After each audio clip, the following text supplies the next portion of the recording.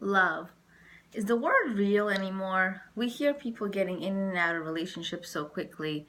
Unfortunately, divorce rates are so rocket high, probably 50%. And 50% of people who get married get divorced, and only 25% of people are actually happily married, which is a very small percentage. And this really makes a person think, what is love? Love is when we recognize the virtues of that person and identify them with those virtues. For example, your husband gives you time to yourself, then he's sensitive. Your husband helps you around the house, he's caring and considerate.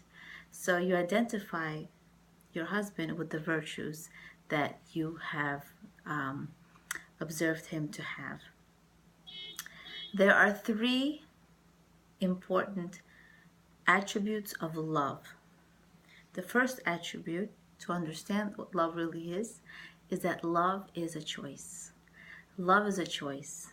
When we met our spouse or the person who we're currently with, if we're in a serious relationship, we are almost blind to the negative qualities. We love them, we embrace their qualities, and you made that choice to love them. You made a choice, a conscious decision that this is the person that I'm going to love. You may not know that person all too well. And we know, those of us who are married know that the more you live with someone, the more you love them. You're making a choice. And if you make a choice where you're overlooking their negative qualities, the more you will love that person. When you're giving them the benefit of the doubt. When you're not, consciously and constantly nitpicking, which we don't like that either. We don't want our spouse does that. So because we want that for ourselves, we can do it to our spouse as well. The second attribute of love is doing what's important. Doing what's important for them and things that they see that are important. In other words, things that are important to you are important to me. We don't get it. When our husbands come from work, they plop on the couch or they relax, and we're like, I'm doing 5 million things, and I'm tired also from work, and I'm handling so much, and there's so much on my mind that needs to be done, and I actually do more things, and we just don't get it. But it's important for the men to relax, to unwind. They need that 10, 15 minutes to either do whatever they do to unwind, and then they can focus on maybe one more thing. Now, it doesn't mean that they're worse off than us, that we're better than them. Hashem, our God, gave us different attributes, different strengths, and I'm good at what I do, and he's good at what he does, and we don't need to compare ourselves. We're made differently. Hashem, our God, gave us different tools. So it's not because we're any better or anybody's worse off. It's because we are different. Just think of it as a company. A boss has different responsibilities than his employers do. Now, in order to run a company, you need both. You can't have a boss without employers, and you can't have employers without a boss. So you have different roles, but both are so equally important. And so doing what's important for our spouse. In other words, if they read up on stocks, if they're into stocks, read up on them. If they like watching ball games, read up on them, talk to them about it. And in other words, it's not that two people who are married or in a serious relationship have to be the same or have to have very similar characteristics. It's not how alike we are. It's how we live with our differences, how we accept and love each other for our differences, and we live harmoniously with those differences. And that could be pretty challenging because we are so different. But if we recognize our roles, it's going to be a little bit easier. The third attribute of love is the more you give, the more you love.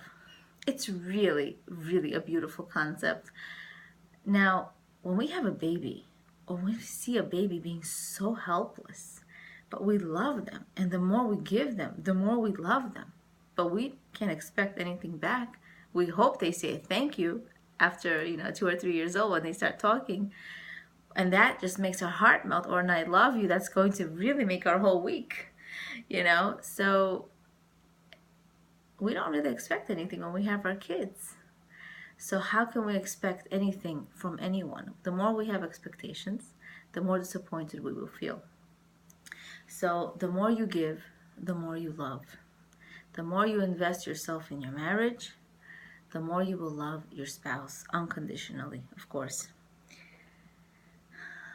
It's not easy to love your spouse unconditionally all the time because you get comfortable, you have expectations, you have understanding of one another, you know, you're together already, so it's like, how much more can I give? And should I measure? And the truth is, we shouldn't measure, because the more we measure, the more we have expectations. I did this, now you have to do that. I did 20 things, you have to do also 20 things.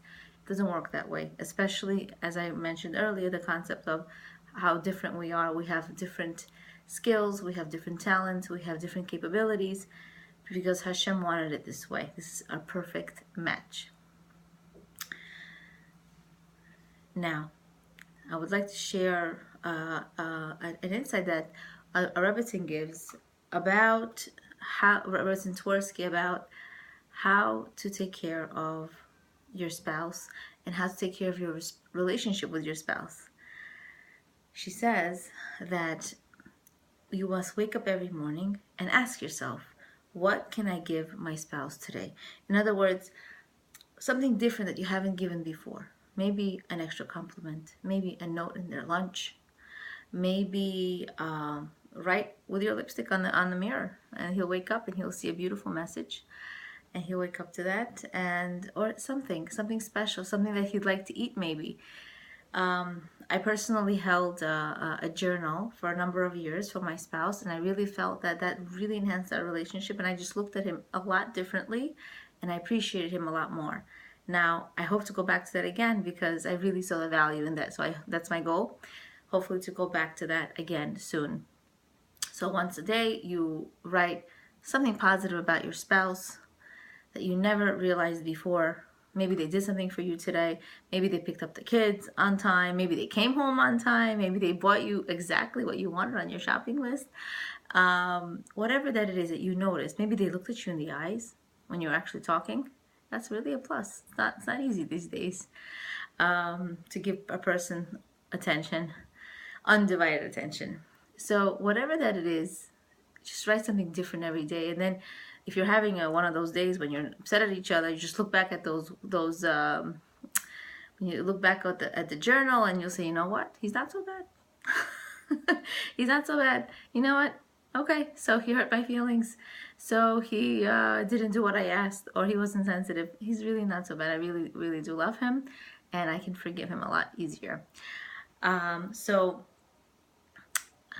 there was a joke where a woman went to a shul, went to a lecture, and the lecturer said every single week, cook something very special for your spouse, something that you don't usually cook before, and make it really, really special. So this woman goes back home and says, honey, well, I really want to make you happier, love me more, and I just want to give you more. So what is one meal that you want me to make once a week so special just for you?